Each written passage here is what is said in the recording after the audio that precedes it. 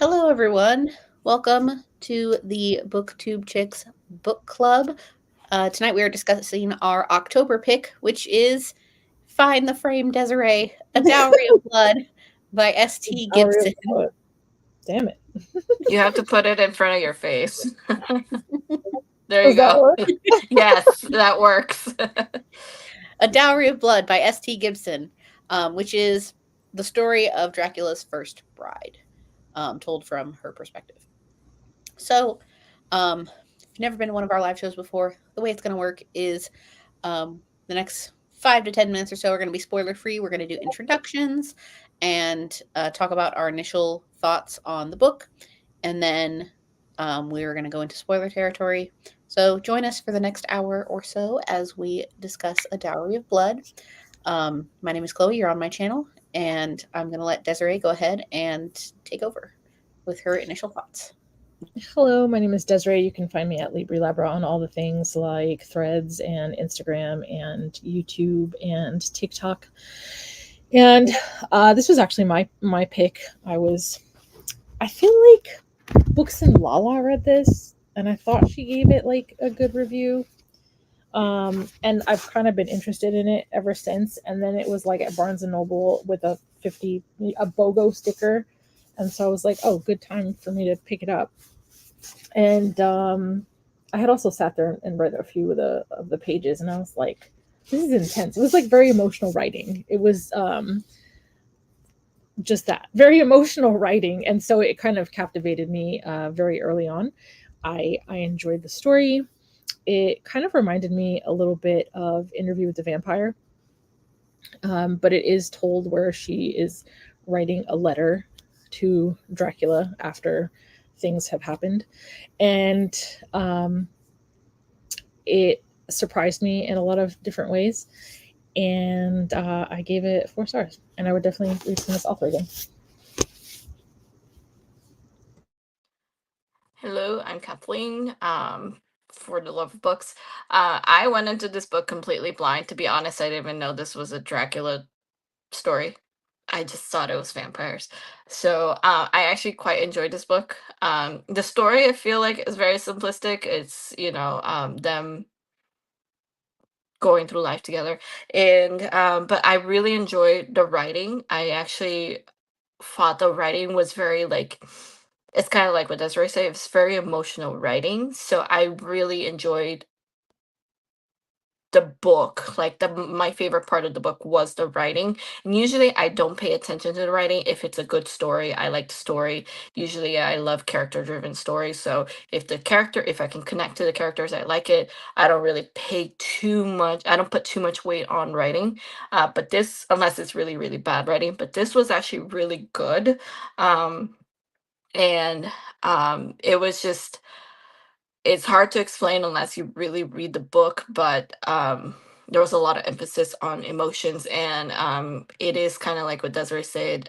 You're kind of reading it as like letters, and I really liked this book. Surprisingly, again, I went into this completely blind. I thought this was going to be more horror-ish, and while there were a lot of like violent scenes, um, it was a beautiful book throughout. So I did give 4 stars. If the book felt long and not long enough for me, so I did really, really enjoy it.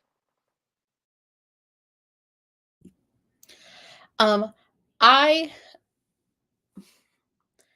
I agree with what Kat is saying. Of it's her talking about their life, but for me, there were some moments where it was I just got bored, just because it very much is just, I don't want to say stream of consciousness, because I've read more books that are stream of consciousness more than this one. Um, it just didn't. I think I hyped it up more in my head than it really was, and I ended up giving it 3 stars, which is not necessarily a bad rating for me. I thought it was okay. I did finish it very quickly. I liked that it was a short book. Some chapters were short, which is great. And I liked the narration style. Um, I feel like after the first like third of the book, I was just kind of bored. And it was really only interesting when like new people came in, which yeah, I don't really know where I was going with that. But 3 stars for me. I did like the gothic romance of it. Very I don't want to say dark because it's not super dark, but I don't know, it just felt very gothic to me, which I was here for. So, where would we like to start with spoilers?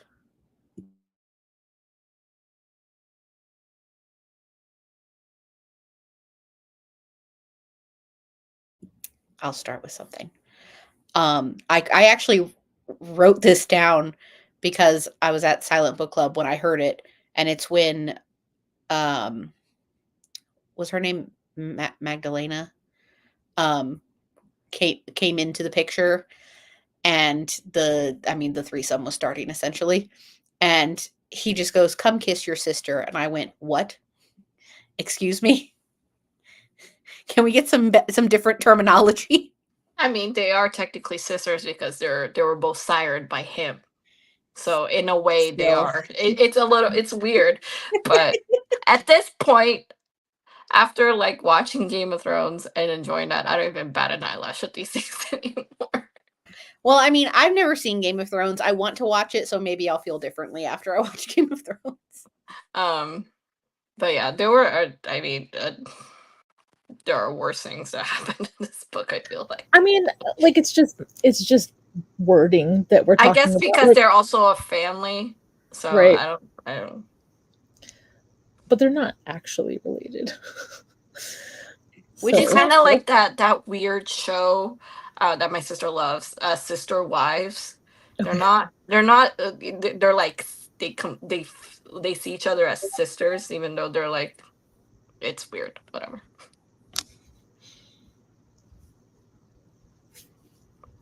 I like I don't know. I think I forgot like everything about Dracula. Or like what he was like, because I don't know where I thought the story was going in the beginning. Um, obviously there's just a vibe that he's kind of like easy to anger and a little controlling, and so I just really wasn't sure where the story was going in the beginning. And then they're kind of introducing like the plague. Yeah, So yeah. And the whole thing with his anger is that they talk about like Constanza talks about it in the book, like how uh, Magdalena she tries to soothe his anger. She hides, and then when what was his name, Alexi, Alexi, Alexi, when he comes into the picture, he stokes the fire, so yeah, he he actually challenges fights him. him. Yeah. So yeah, so his anger was mentioned a lot of times throughout this book. I would also even like I would go so far as to call this like more of a historical fiction, a paranormal historical fiction. Yeah. I guess I just like I've seen old Dracula movies, but I've never actually read Dracula, and I guess I didn't realize how I much don't of a think I've ever like unless he was mentioned in like pop culture, like a pop culture reference. I don't think I've ever watched or even read anything regarding like where he's part like a character in it or I mean, even I guess I knew he was so I like don't even know his seductive. like his story. I knew he was seductive, but I guess I didn't realize he was a womanizer. So when they introduced Magdalena, I was like, wait, what's happening here? And I was like, whoa, what's happening here? Like I wasn't expecting threesomes and foursomes.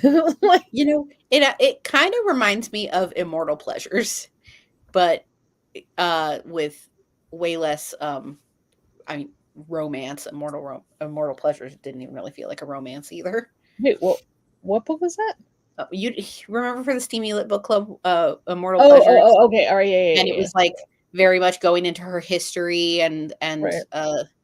all that. That's what this felt like too.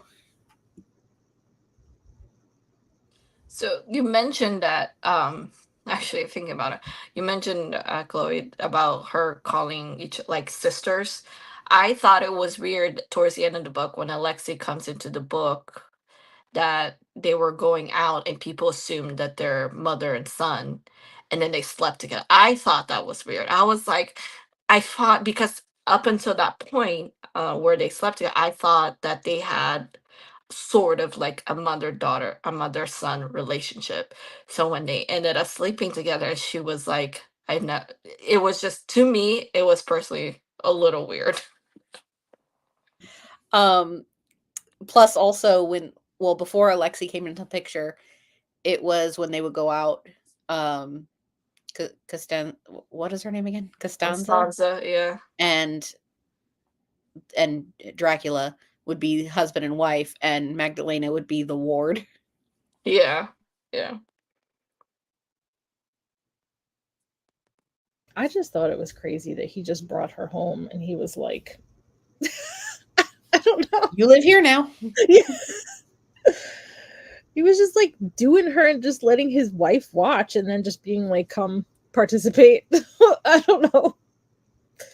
It was just, because obviously Costanza had feelings about it. She was like, what the hell's happening here? Like, why is he even talking to her or bringing her around, or how long has he been watching her?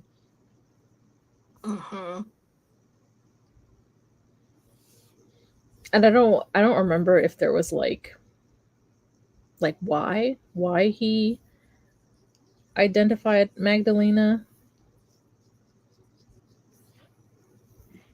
Did All I she know is mention that they went to visit her, and then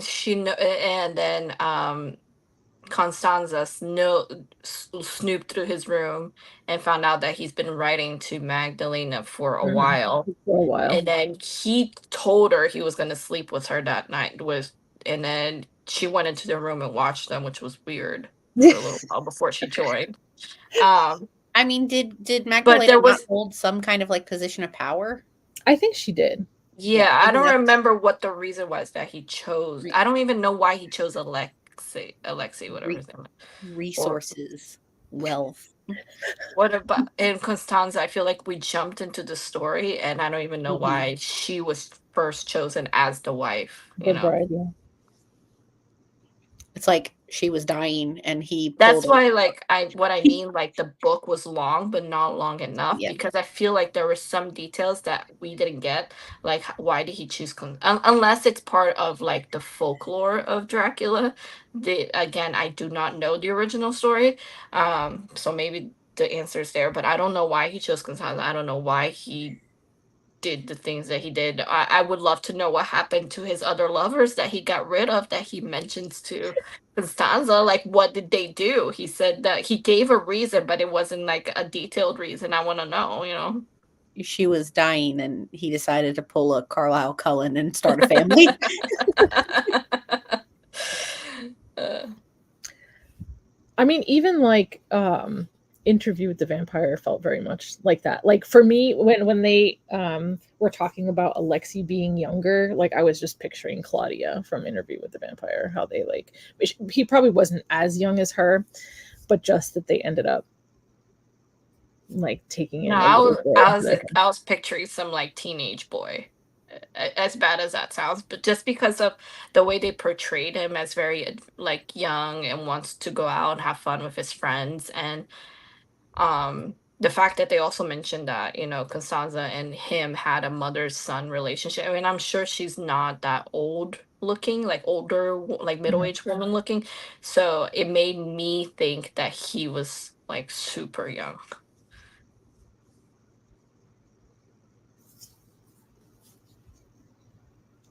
But yeah.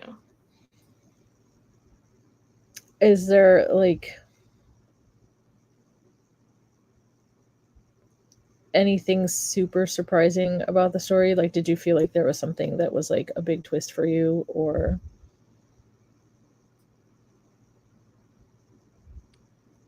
Yes, the book talks a lot about his anger, but when what he said to Constanza, like after she slept with Alexei, and then they were in a fight, like Alexei and him were in a fight, and then he says, you know, he only did that with you because he's mad at me, and Magdalena is not available or whatever. I don't remember what happened.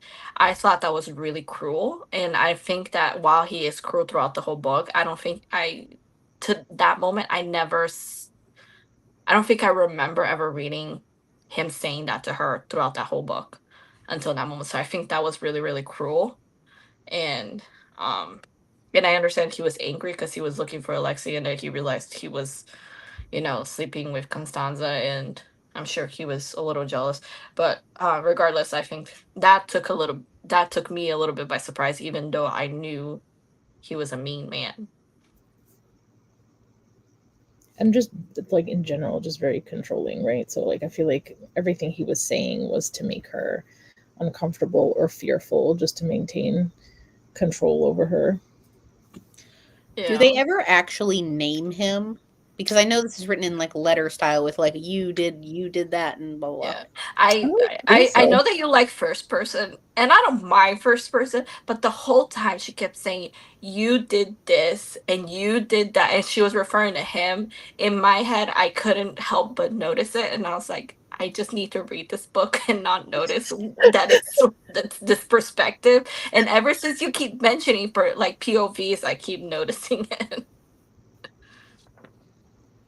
But yeah, and I don't think they ever named him. Like I don't think so she either. named Magdalene, she named Alexei, but for him it was always you or he or whatever. Unless there were like, because the dude that showed up, the doctor that showed up, didn't he like ask to speak with He I, might him have. I don't remember though. I remember him saying he wanted to speak to I think the to Lord the of the Lord of the House. House? Okay, maybe. That You poor know, kid. I mean this is just like Either way. this is just from like the actual like writing perspective. That's kind of smart to not name him and write it in the format that they did because I feel like if you used you can't use the name Dracula because it's probably copyrighted in some way shape or form even though it's been out for however long. Um and you don't have to come up with a new name to fill the place. Just write it like a letter and say you. Yeah. But I know the minute he asked the doctor, he was like, "Does anybody know you're here?" And I was like, "Don't answer that. Don't answer that." And he was just like, "No, no one knows I'm here. I'm here by my own accord." I was like, "Oh, you poor thing. Never to Yeah. be seen again." Uh, I kind of liked, because I feel like Costanza, I kind of feel like she was the most innocent or like vulnerable of like all of them. It kind of felt like, because Alexei was like standing up to him and not as fearful, and then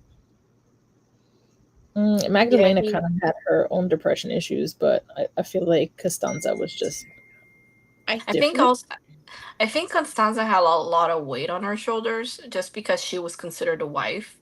And I feel like she felt responsible for Magdalena and Alexei because Alexei, again, I feel like he was a teenager. He had that rebellious streak. And Magdalena, she was, going through her depression after being so many years with them. I feel like she had this weight she felt like she had this weight of responsibility and keeping them alive and making sure that, Dracula didn't turn their anger towards them, even though he did. But I also feel like part of it is because she was the first one in their group yeah, and she she f- was she eh, felt like the mom. I feel like. not even that, it's more like a sense of like he she needed him to guide her in this like new life. Like maybe she was Yeah. very vulnerable coming from being injured from whatever and suddenly needing his protection. Yeah, and there was, after they killed him, at the end, the two, Magdalena and Alexei, looked towards her for direction on what to do, and she was the one who she realized, oh, I'm the head of the family now, so she told him what to do with his body, whatever, and they escaped, and um, Were you surprised that they split up? Because I was.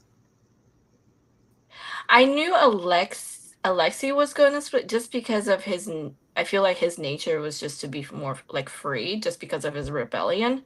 I thought Magdalena and Constanza were going to be stay together. I thought like if Magdalena wants to see the world and talk to, all the different diplomats that she wants to talk to, or the different people, I thought Constanza was going to follow her and just they stay together.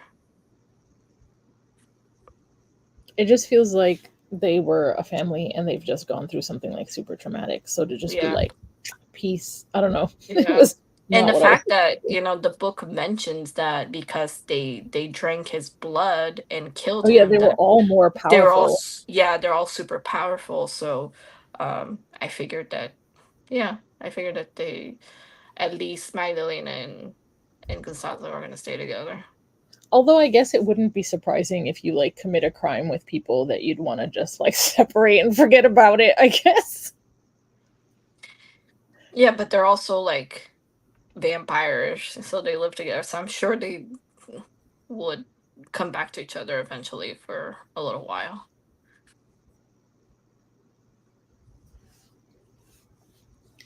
Um I think it wasn't until recently that I realized the author was a woman.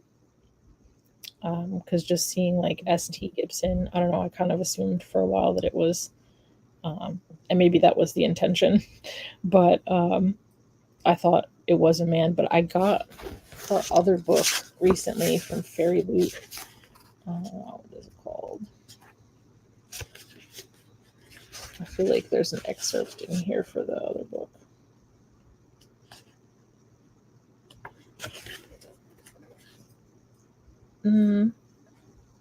No, it's not an Education in Malice, but I might want to read that one too. It was a different one. It was something that just came out recently. It was a fantasy.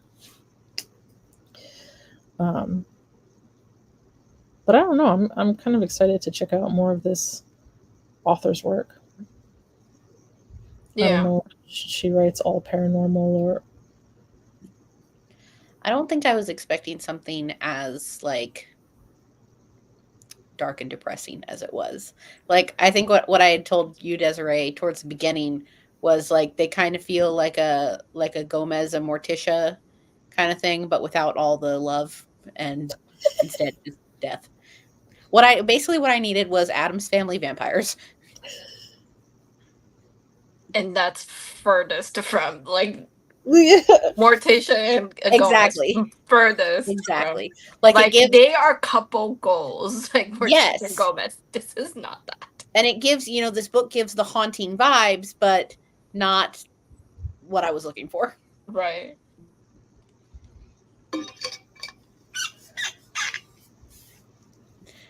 And yet we go another month without me getting anything higher than a 3.5 in book club books.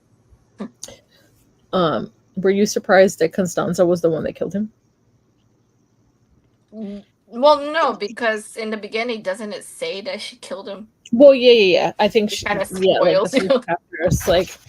And also, like, just the way that he kept treating her. I feel like as he got more people in his bed, he started treating her less lovingly, I guess you could say. And he was more controlling of her, and he was more snappish at her, and you could tell that she's getting frustrated. And And she had longer with him than the other two. yeah. So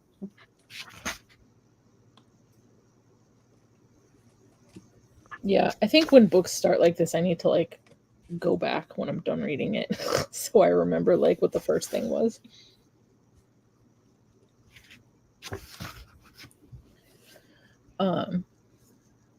I guess it just took her a while to get to the point where it was like, because I feel like she was still kind of vying for his affection and his attention, and was kind of upset about him wanting Magdalena, and then finding out that there was a lot of other people, and but that was pretty brave of her to go through his stuff, not once but twice.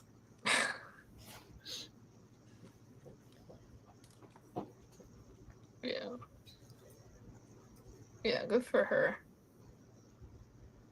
But I guess it's also interesting in this story to know that, like, someone had sired him. You know, because I feel like when we think of Dracula, or at least in my mind, I think of him as like the OG vampire. So, like, Yeah, and he ended up killing yeah, his yeah. sire.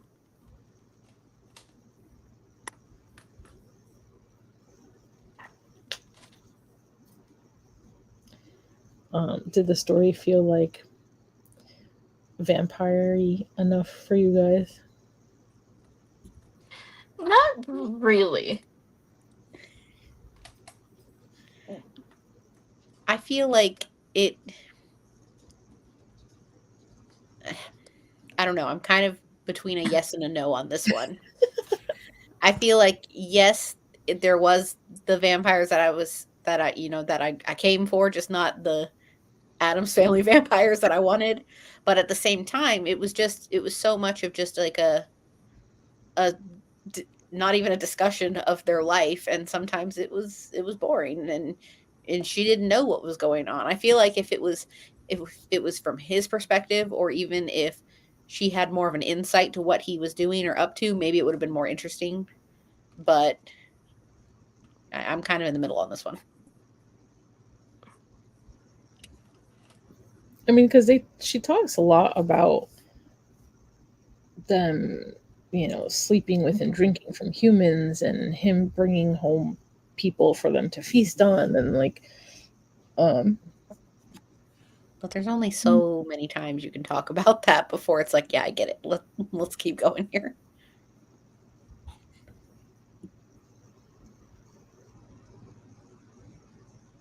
Yeah.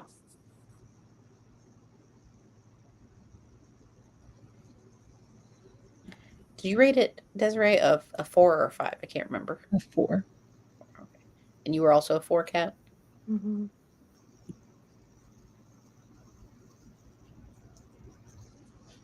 I thought the narrator was really good too. Yeah, I liked the narrator. I also, and this is just a stylistic thing. There's no chapter numbers. Drives me nuts. Right? Trying to find where I am in the book from the audiobook. Can't figure it out. And didn't you say the book you're reading now also doesn't have chapter numbers? Yeah, Pride and Protest does not have chapter numbers. It has just chapter titles. So See, I can't. I would take that, I would take that. But this was not that. There It's were just part one. parts. There were parts, but that was not helpful.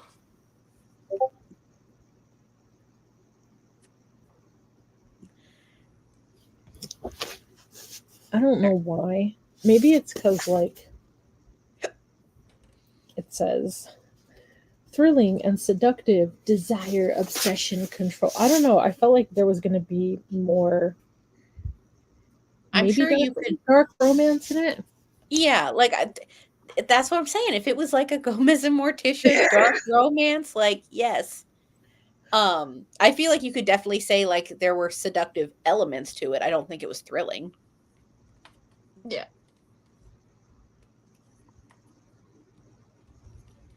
I mean, the end was thrilling. Ish. But it took us 240 pages to get there. That's a pretty short book, though. Yeah, I liked the length of it, especially because the audiobook was only like 5 hours. Yeah.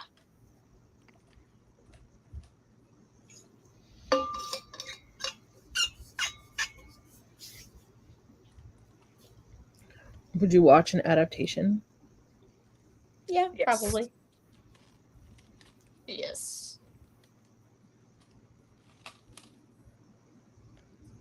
Is there anything else we want to talk about with this book? I know that this one was a short one. Let's see. I don't have the physical book anymore, so I'm going off of memory.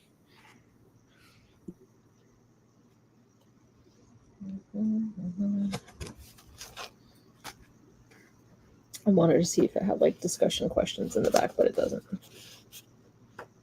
Desiree, are you gonna read the novella after this? Yeah, I think I might. It's not that many pages. Yeah, because I didn't know that it was in the back of my physical copy. It was in my audiobook. So I just It originally was or wasn't? for which one? It wasn't in the audiobook? It was at the end of my audiobook. Okay, because it wasn't at the end of my audiobook. Was it at the end? Now Yeah, I'm it asking. wasn't at the end. Not the Hoopla one, Chloe. I feel I It might have listened been on, at the end of the Scribd one. There was a no, I Yeah, it Scribd might. listened on script. Kindle. I I don't know think because I it. had now I can't remember because I had an I audiobook think that it had was. I think it was the physical book because you told me the physical book was 292 pages, and then later you told me it was 268 without the extra okay, then novella. maybe it was also in my ebook. I had an ebook Yes, too. I feel like I remember you Yeah, saying it was in the ebook. I was like, it's in here somewhere. I don't know where though. because I was gonna read the novella if it had the audiobook for if the audiobook was it included in the audiobook, but it didn't. So Did you guys have a favorite character? Not really, no. I like Magdalena, who she was before she met him. I guess, or because she was like super bubbly and like full of spirit, and she like Constanza mentioned that she was very intelligent and that she wrote letters to people in different like parts of the world and she kept in touch with them, and um she had a like it wasn't political way, like it was just like how she kept in touch and wanted to know more about the world and things like that. So I really liked her, but then he destroyed her spirit. So I liked her too, and I liked what she did for Costanza. Like, I guess she felt like she had somebody to relate to yeah, when she was introduced after she kind of got over some of her jealousy or whatever. But it seemed like they were girlfriends. yeah. um, and so I liked that they had an opportunity to kind of go on the town and have fun, but still kind of scary to come home and read about what Dracula has to say about it.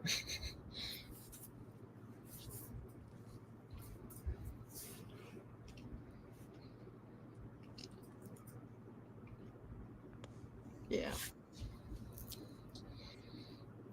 I don't know if I necessarily have anything else to add. I don't have anything else. Do we want to go ahead and do final thoughts? Yeah. Desiree, you want to go ahead and start? So just to reiterate, I liked how the story was told. I really appreciated the emotional writing. Um, I feel like we get to see a lot of character growth in Costanza, and I didn't ever feel like it was boring. I feel like it just felt like someone telling me a story of things that were happening and events and different places they were visiting and characters they were coming across and arguments they were having. So I didn't find it to be boring. I would definitely check out more of this author's stuff, and I give it 4 stars. I also gave it 4 stars, and I agree. The story is simplistic. It's telling the story of how Constanza started, and as they added more family members to their family, and so the story itself is simplistic. But I personally wasn't bored reading the book. The writing was beautiful. I felt engaged. I enjoyed all the characters. And I was pleasantly surprised at how much I enjoyed the story. So I did give it 4 stars. And I gave this book 3 stars. I feel like I hyped it up in my head and then was disappointed a little bit. A 3-star is a very neutral rating for me. The book was okay. There were elements where I was engaged, and then there were other times where I wasn't. But overall, I'm just giving it 3 stars. Hold on one second. So upcoming live shows and such. So next month, November, we are reading Cat's Pick, which is Thanksgiving Treachery by Tanya Kappas. And our live show is going to be on Sunday, November 24th at 6 p.m. Eastern on this channel. That's the Sunday before the holiday. So we want to make sure that we do our live show before all the holidays start. Next month, we're also going to have Pages and Pals on Kat's channel, and that is going to be on Saturday, November 16th at 8 p.m. Eastern. Kat's channel is linked in the description below. And then Desiree and I are currently in the middle of a quarterly romance book club pick. And our live show is actually next weekend on Desiree's channel, which is linked down below. And it's going to be on Sunday, November 3rd at 6 p.m. Eastern. So that is everything that is coming up as far as live shows for us. We hope to see you guys at either a book club live show or at Pages and Pals, where we're just reading whatever we're reading. And we will see you guys next month. Bye.